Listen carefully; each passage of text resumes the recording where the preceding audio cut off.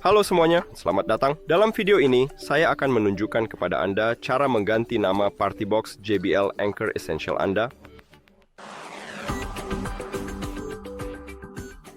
Anda harus mulai dengan membuka pengaturan, lalu pergi ke Bluetooth. Sekarang klik ikon informasi di dekat party box Anda, dan kemudian klik pada nama. Sekarang, saya menulis yang terbaik untuk Anda.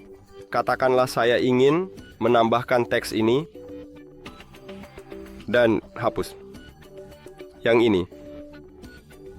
Dan setelah kita selesai, klik selesai. Oh, maaf, selesai. Dan kembali. Dan kita sudah melakukannya. Terima kasih telah menonton video ini.